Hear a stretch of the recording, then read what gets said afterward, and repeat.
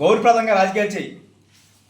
నీకు మాట్లాడకుండా చాలా మాట్లాడినా కానీ కొన్ని విషయాలు కోర్టు పరిధిలో ఉంది కాబట్టి నేను మాట్లాడలేకపోతున్నా. మీ అందరికీ కూడా విలేకరుల సోదరులకు విజ్ఞప్తి చేస్తా ఉన్నా.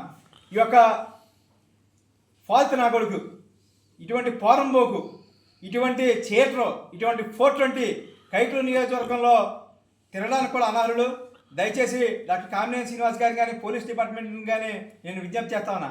అయ్యా దొల నాగేశ్వరరావు గారు, నువ్వు మాట్లాడావు నా కార్ల కోసం. ఇవాళ కూడా నీ కొడుకు బ్లాక్ ఫిలిం వేసిన కార్లు తిరుగుతూ ఉంటే ఈ పోలీస్ వ్యవస్థ ఏం చేస్తూ ఉందో ఏంటో నాకు అర్థం కావట్లా. ఇవాళ కూడా నువ్వు నీ కొడుకులు ఎమ్మెల్యేలుగా ఫీల్ అయిపోతా ఉన్నారు. మీరు కాదు ఎమ్మెల్యేగా కైకలూరు నియోజకవర్గంలో ఎమ్మెల్యేగా డాక్టర్ కామినేని శ్రీనివాస్ గారు. ఇలాంటి పోరంబోకుని ఉండకూడదని చెప్పనే 44,500 ఓట్ల మెజార్టీ డాక్టర్ కామినేని శ్రీనివాస్ గారిని గెలిపించారు. ఖచ్చితంగా నువ్వు రేపటి నుంచి నువ్వు ప్రతి మాటలో కూడా జాగ్రత్తగా మాట్లాడు. నువ్వు మొన్న మాట్లాడిన దాని విషయంలో తెలుసు. పోలీస్ డిపార్ట్మెంట్తో కూడా మాట్లాడావు, పోలీసు వ్యవస్థను కూడా. దయచేసి పోలీస్ శాఖ అధికారులు కూడా విజ్ఞప్తి చేస్తా ఉన్నా. ఏదో మామూలుగా పేరుతో దొల నాగేశ్వరరావు గారి మీద కేసు రిజిస్టర్ చేశాం, దొల నాగేశ్వరరావు గారు దోల తీసేస్తామని కాదు. ఇటువంటి దుర్మార్గుడిని, శాంతి భద్రతలు కాపాడేటువంటి ఒక పోలీస్ వ్యవస్థని, ఒక పోలీస్ అధికారిని నోటికి వచ్చినట్టు మాట్లాడేటువంటి దొల నాగేశ్వరరావు గారిని